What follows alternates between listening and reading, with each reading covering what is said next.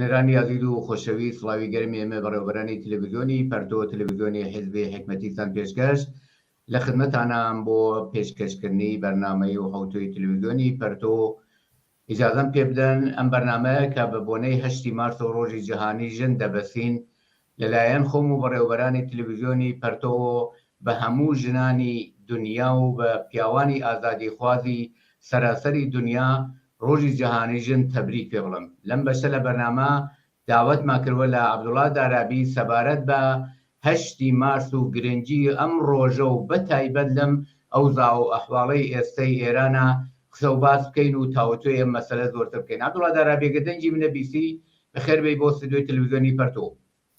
سپاس بۆ تۆ بۆ هەموو بینەرانی خۆشەویستی تەلەڤیزیۆنی پەرتۆ. مەمنون لەوەی کە داوەتەکەی ئێمەت قبوڵ کرد. عەبدوڵڵا دارابی بۆچی لە مەراسمی 8 مارسی ئەم ساڵە دیارە هەر ساڵە و لە سەراسەری دنیا کەمڕەنگ و پڕەنگ ئەم ڕۆژە ڕێزێ دەگیرێ و بەڕێوە دەچێت، بەڵام پرسیارەکەی منەمەیە لە 8 مارسی ئەم ساڵە لەو ئەوزاع و ئەحواڵەی ئێستای ئێران کە خەریکە وابزانم پای ناوەتە 6 مانگ یا کەمتر یا زیاتر دەقیقەنان حدوورزێنم نییە، مبارزاتی ژنان دژی جمهوری ئیسلامی دەبێ ببێتە بۆتە ئۆلگۆ و چرایەک بۆ ئەم مەسەلە بۆ مبارزات و ڕێنوێنی ژنانی دنیا و هەروەکو ئاگاداری ئەم ڕۆژە لە سەراسەری دنیادا بوو بە ئۆلگۆیەوە خەڵک ڕێز و احترام و تەوەجۆکانیان زۆرتر بە مبارزاتی خەڵکی ئێران و بەتایبەت مبارزەی ژنان دژی سەرمایەداری و دژی جمهوری ئیسلامی دەبینن. چه ئیتفاقی ڕوویداوە کە دەبێ خاستی ژنانی ئێران ببێتە سەرمەشقی مبارزات و خاست و متالبە و تەلاش و مبارزەی ژنانی دنیا؟ بەڵێ بەسپاس بۆ تۆ بۆ هەموو بینەرانی خۆشەویستە. من پێشەکی سڵاوی گەرمی خۆم و هەروەها تەبریک و پیرۆزبایی گەرمی خۆم ئاراستەی هەموو ژنانی ئازادیخوا لە سەرتاسەری دنیا لە کوردستان و لە ئێران ئەکەم و خۆم بە خۆشحاڵ و بەختەوەرە دەزانم کە لە مەراسم و مناسبەتی هەمچو ڕۆژێکە بەناوی 8 مارس لە ئێران و کوردستانە بەم شێوە بە شێوەیەک سەوباز تیا بەشدارم و لەمەوەیشە بۆ مەلزومات و بۆ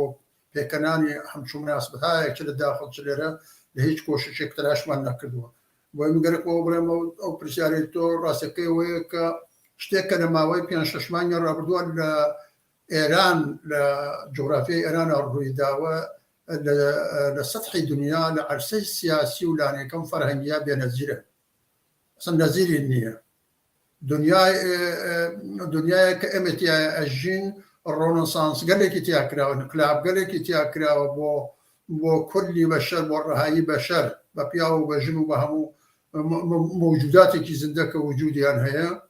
و تحتی سەیطرەی ئینسانن کە ڕزگار بن. بەڵام لێرە مەسئلەی ژنان لە ماوەی 5 مانگی ڕابردووە لە ڕەسی خەباتی سیاسی و فەرهەنگی خەڵکی ئێرانە قراری کردووە. ژن سەر لەوحەی یانێ بە کرداری خۆی سەر لەوحەی خەبات بووە، نەک بۆ ڕوخانوی جمهوری ئیسلامی بەڵکو بۆ لابردنی هەموو یاسا و ڕێسایەکە جمهوری ئیسلامی و یا ئیسلامی سیاسی لە ئێرانە لە ماوەی 4 ساڵی ڕابردووە دایناوە. من لێرە ئیشارە بە قسە و باسێکی ئینگلس ئەەکەم کە ئەڵێ کارگەلێکی ئینقلابی برێ کاری ئینقلابی شۆڕژگەرانە کە نەفعی بۆ بەرژەوەند و قازانجی خەڵک بەگشتی هەیە لە پراتیکە لە ئەمەڵە مهمترە لە 1 تۆن تئۆری یا 1 تۆن قسە و باس و هێنان و بردن. مەزورەکە نییە کە تئۆری خراپە، مەزورەکە وەسە کە تۆ تئۆری عەقڵ فکر بۆ ئەوە خەیتە کار کە بەلەخەرە پراتیکی کەی بێژی ئەم شتە باشە من ئەڕۆم ئیجرای ئەەکەم. خەڵک لە ماوەی 6 مانگی ڕابردووە و لە ڕاستیەوە ژنان لە ماوەی 6 مانگی ڕابردووە 5 مانگی ڕابردووە لە ئێران واقعاً کارێکیان کردووە کە بە لەحاظی سیاسی و فەرهەنگی و قەدەمێ پێش ئەو ڕۆنسانسەکە لە سەطحی ئوروپا کراوە. ڕۆنسانسی ئوروپا بەرجەستیەکەی ئەساسەن ئەوەیە کە باس لەوەیەکە کە دین لە سیاست لە دەسەڵاتە جیا بێتەوە. بەڵام لە ئێرانە جمهوری ئیسلام یعنی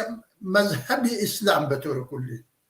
چووەتە ژێر سوال لە تاریخی بەشەریەتە تا ئێمڕۆ. أنا دينك شو تجير سؤال لا نجنان ولا لا نخلق ولا الرأس وجنان تا يسب بشريتنا يتواني دسيبو بها ما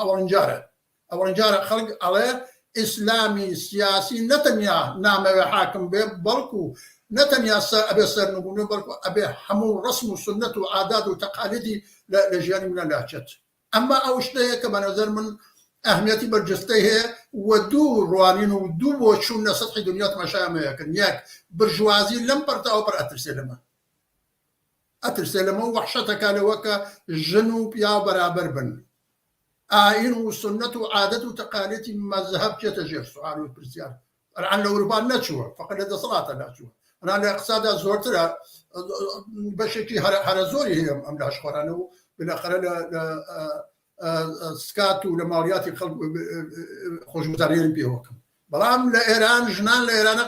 على من نتنيا جمهوري إسلامي سياسي وانا بلكو هيش نو سنته عادته تقاليده بوشونه فرحانه حشتك يوم النبي زد دينا مثلا كويه أبارشمي زد دين يعني هالقدوة أبي شو دينين وحشتنا كترين دين مذهب وآيين لسطح الدنيا كتايس الدسين خواردوا تايس حملة بين نكراوة تايس لقدرة دان نبزانوا وكما كان على تواشا خاورني أنا هم أمانا لصلاة داران إسلاما أما أو تفاوت جدي وأصلي سكا ياكوتم دور وانين تماشا ما يكال الدنيا يكي برجوازي ليه يترسي يكي جنان لسطح الدنيا آزادي خوازان وطبقي كارغر بطريقي أولى بيخوشر أما يكا جوازي تعيبة دابا هشتي مارسي أمصال أو يكا هشتي مارسي أمصال فرق كالغا صالاني ترى شون دستي برا أزانية تشيبكا جنان لإيران بكرداري 43 سال الجمهورية الإسلامية بونتي جديشتون كم مذهب نابي رجالنا دخلتك رسمي عصاي مذهبي نابي بمينيت نفرت يعني هي الدين لا آيين لا سنة يعني لا عادة يعني لا تقاليد يعني لا قانون يعني لا ياسا يعني لا سكوت يعني لا مشتك يعني ويانا أمشت مزرة أبي لاش لصحني جيانا نك سياسة تانية لجياني بشرة لو يكرم على قوت أجيد تا ديت دروكاركي تا تيرانين وفكر وأقرب بالأمر بالدنيا أخي تكاد أنا من مذهب لابن بويا هشتي مارسي أمثال دي سنة وبيروز باية كم لجنان ولا خلقي آزادي خواز ولا تبقي كارجل للسطحي الدنيا ده وبتوري خاص يوشا لإيران ولا كردستان إيران أما أوشتيك كمان زمن مهمة جيجا وبيجاي خوي هيا أبي السرنجي همو إنسان قالكي آزادي خواز ولا رأسه كريكاري كومونيست برولاي خوي راكشة بافتخاره سربرزانة الله ودروشمي هشتي مارسي أمصال محكم راقرن وتداومي بيبن نتنيا رجل تداوم بمشتا بو هيرش كنصر مذهبي سياسي ولا بدنيو بهمشتك ولا يبيت زور اسفاد بو توضيح كانت عبد الله دارابي وقت ما زورني دو سؤالي دي كم هيا اگر تو كرتر جوابم ديتو ممنونة بم ايوه بحضور وبيرجوي تايسي جنان لإيران ولا عرسي سياسي وفرنجي إشارات كردو نمونهاي كتناو پرسیارەکەی نەمەدا ئایا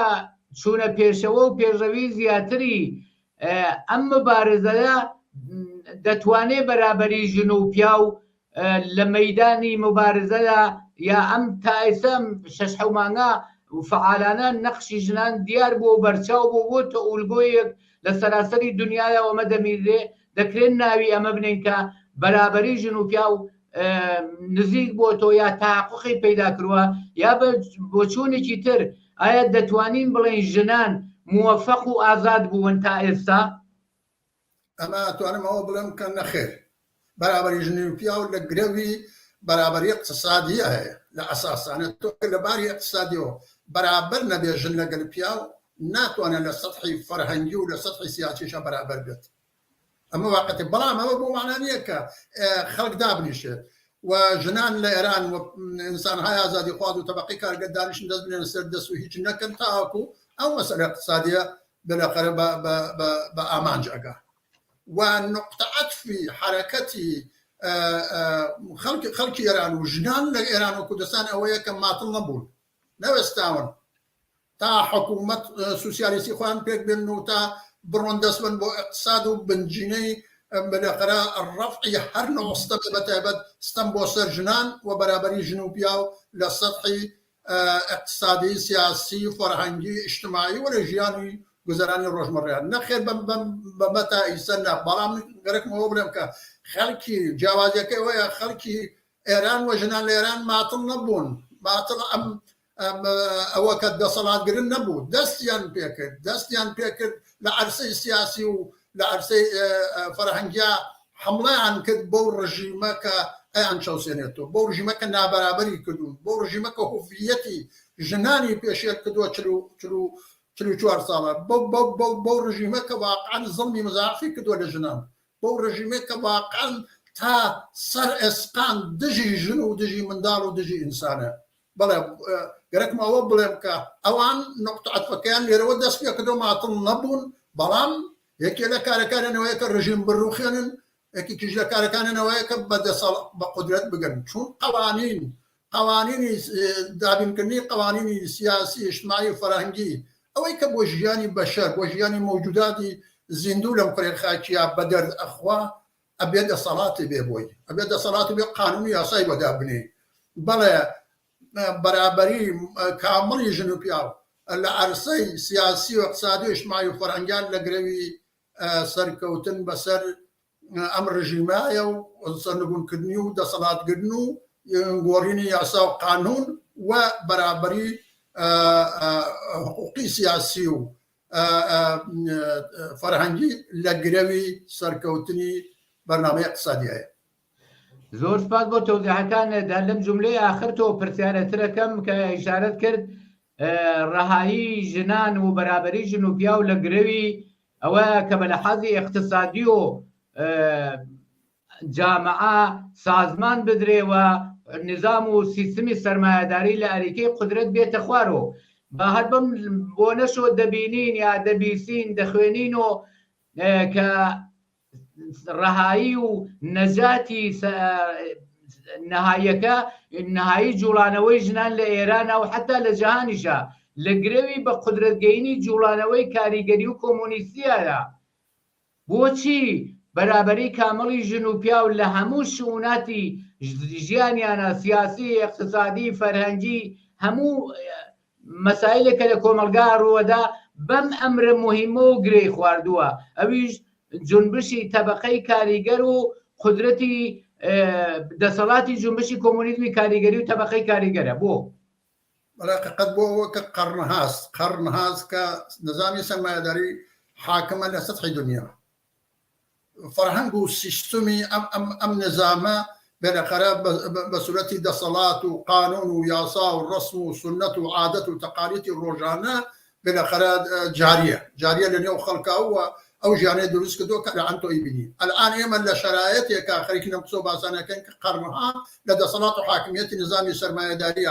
سەرمایه‌داری ئەگوزارێت بەڵام خەڵک بەعام تەبەقەی کارێگەر بە تۆری خاص و ویژە و لە ڕەسەوە ژنان کە بەشێکن لە تەبەقەی کارێگەر چەوساوە و چەوساوەتر بوون بێبەش و بێبەشتر بوون تاحتی ستەم و ستەمی زۆرتریان یەکراوە و ئەوەی کە ناوی ستەم بێ و زوڵم بێ و بلقرا فقر و نەگەرانی و هەژاری بێ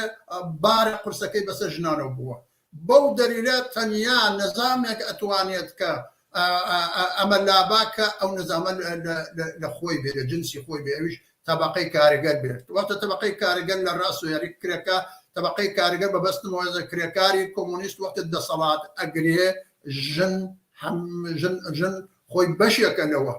بۆ بۆشەوە ڕەها بێ ئێمە هەمیشە بیستمانە کە واقعاً کە وەختە ناو کۆمۆنیستە بەی بلا فاصلە واژەی بەرابەری کامڵی ژن و پیا و دێتە زیانێ هەم دۆست هەم دژم ئەمە ئەمرێکی واقعیە چون تەنیا کۆمۆنیستەکان تەنیا کرێکاری کۆمۆنیست بووە لە سەطحی دنیا لە ماوەی ئەم چەندین قەرناکە برژوازی لە دەسەڵاتە بووە مدافعی پێگیر و شێرگیری ژنان بۆ ژیان بۆ بەختەوەری بۆ ئازادی بۆ بەرابەری کامڵ بۆیە منوازەرم ژنان مەدیونی کۆمۆنیستەکانن مەدیونی تەبەقەی کارگەرن لەم چوارچێوە و کۆمۆنیستەکان و کرێکاری کۆمۆنیستیش بە ئفتخارەوە ڕێک و پێک لە بەرنامەی خۆیان ئەمانەی گەڵاوە کردووە کە ئازادی تەبەقەی کرێکار لە گرەوی ئازادی ژنان هەیە یعنی ئەمە یەکێک لە خاڵە هەرە گەورەکانی بەرنامەی چینی کرێکاری کۆمونیستەکە بەدەسەڵات بگا بۆ ئەوە کە خۆیشی بەقای بێت و بە نەفعی خۆشیەتی ئەوەیە کە وەک ڕوکنێکی فرەفرە مهم ڕەهایی ژن لە هەموو ئەرسەکانی ژیانە بلەخرە بکا بە قانون کا بە یاسا لە پراتیکە هەوڵی بۆ بە تەقەلای بۆ بە تێبکۆشێکەوەکەن ئەم زۆڵم و وستەمە چەندین قەڕنا کە نەهادینە بووە و سەرمایەداری زۆرتر نەهادینەی کردووە و وەکو زەخمێکی گەورە و ڕۆژ بە ڕۆژ ئەم زەخمە گەورەتر و گەورەتر ئەکا تەنیا شتێک کە لای با بەمانەوەی واقعی کەریمە ئەوەیە کە کاریگەران تەبەقەی کارگەر وەکو تەبەقەی بەرهەمهێنەر بێتە دەسەڵات و بێتە قودرەت و ژنان وەکو بەشێک لەم تەبەقە بێنە مەیدان و پێکەوە بتوانن ئەم زوڵمە تاریخی و توولانی و ڕەشەکە ڕۆژ بە ڕۆژ ڕەشتر ئەبێت لەسەر ژیان و گوزەران و زندگی خەڵک لابات و ژنان بەم شکڵە ڕەهاکە بۆ ئێمڕازارم ناوی کۆمۆنیست بە ناوی کرێکاری کۆمۆنیست بە ناوی ڕەهایی ژن ڕەهایی کاملی ژنۆ گرێدراوە و بۆی ئەم دوانە لازم و مەلزومی یەکترینن مەدیون یەکترین چون تەبەقەی کارگەری کۆمۆنیست متعهدە بە بەرنامەی خۆی بە سیاسەتی خۆی لە بەرابەر سەرمایەداریە لە تووری ئەم چەند ساڵە دفاعی لە ژن کردووە و دفاعی کامڕ و بێقەید و شەتی لە ژن کردووە و بێژن ژیان وجودی نییە ئەمە ئەو شتەکە بە نەزەر من کە ئەلعان خەڵک شەڕی بۆ کە لە تەتحی دنیا و ئەمە پەدیدەیەکی جیهانیشە ژن وەکو چۆن ئەڵێن تەبەقەی کارگەر بەشێکە لە تەبەقەی کارگەر بەم اعتبارەی جیهانیە شتێک نییە بۆی ئەمە دەنیا و ئەلعان لە کوردستانە دەستی پێ کرد و بوو بە ئێرانی و بوو بە جیهانی ئەوەیە کە جیهانیە وەختی ئەم شتە جیهانیە بە تەبەقەیەک ڕزگار دەبێت بە قودرەت و دەسەڵاتە ڕزگاری بکە جیهانی بێت ئەویش تەبەقەی کارگەر تەبەقەی خالقی ژیانی بەشەریەت لەسەر کوڕی ئەرز زۆر سپاس بۆ تەوزیحەکانە دەهیوادارین تەبەقەی کاریگەر و ژنانی ئازادیخواز و پیاوانی ئازادیخواز و بەرابەری تەڵاب هەروەکو مسممن و تەسلیمیان گرتووە لە چەند مانگی ڕابردووە هاتوونەتە مەیدان تەواو قەت بێنە مەیدان و ئەم ئەمروخە وەزیفە تاریخیە مهمە بە سەرنجام بگەین و نظامی سەرمایەداری و کەسیفی جمهوری ئیسلامی لە ئەریکەی قودرەت بێنە خوارەوە و لە ئێدامەی ئەم خاست و متالەبانە کە هەیەە وەکو ئینسانهای قەرنی 21می بە خاست و ئارەزوەکانی خۆیان بگەن و تەنها خۆیانن دەتوانن نەجات دەهەندەی خۆیان بن هیچ دەستگە لە ئاسمان و نایەک ئینسان نەجات بدا بە هیوایەوەی ئەم اتفاقە بکەن ئەگەر بتوان چەند الآن صوت مشاكل رژیم جمهوری اسلامی لە ئاستانەی سقوطایە خەریکە ئەڕوخێ الآن ڕژیمی ڕووخاوی پێشوو نەوەی کوڕی ڕژیمی ڕووخاوی پێشوو بەناو ڕەزا پالەوی هاتووە بە ئفتخارەوە ناو سپاس سەرکوتگەرەکان و ئینسان کوژەکانی جمهوری ئیسلامیە بە ئەڵێ ئەوانە سەرباز و حافزی حکوومەتەکە بن کە من بێمە سەر حکوم وخودی ئەوانە کە جمهوری ئیسلامی یان ناسەر شانی خۆیان و بە خەڵکیان پورە وەکو جبهەی ملی وەکە حیزبی توودە وەکو چریکای فدایی ئەکسەریەت الآن هەمووی ئەمانە بەشێکی زۆریان شیفتیان کردو و چوونەتە لای ئەو کەسە کە ئیسلامی پەروەردە کرد ئەو کەسە کە ناوی محەممەد ڕەزا پالەوی بوو وەیسە کوڕەکەیشی بە ئیلهام لە باوکی خەریکە ئەو پەروەردەکردنی ئیسلامی سیاسیە لە دەورانی حاکمیت و دەسەڵاتی خۆیان ئەگەر شانسی بێ بچێتە سەر حکم بە کۆمەکی ئەم ملیگرانە وەکو جبهەی ملی و حیزبی توودە و ئەکسەریەت و ئەوانەی کە بوون بە ئیزافەی سەڵتان تەلەبەکان دیسانەوە ئەم زڵمە دووبارە گەشتکەنەوە و دووبارە تەولیدیکەنەوە و بەریبەرە گیانی خەڵک بەڵام ئەمە لە بەرامبەر خەڵکێکە ڕاپەڕیوە بە نەزەر من تەواهومێ فرەتر نییە هەرەوە زۆر سپاس زۆر سپاس بۆ تەوزیحەکان عەبدوڵڵا دارابی دیارە لەم بابەتە و پرسیار زۆرە بەڵام وەختەکەمان ئیجازەمان پێ نادا سپاس بۆ تەوزیحەکان و بۆ بەشداری لەم بەرنامەدا سپاس بۆ تۆ بۆ بینەرانی خۆشەویستی زۆر سپاس بینەرانی عەزیز و خۆشەویست بەم جۆراتی نەکۆتاییەم بەشە لە بەرنامەی ڕۆی تەلەڤیزیۆنی پەرتۆ داوەتەکەم بینەری ئیدامەی بەرنامەکان بن کات و ساتێکی خۆشتان بۆ ئارەزووەکەم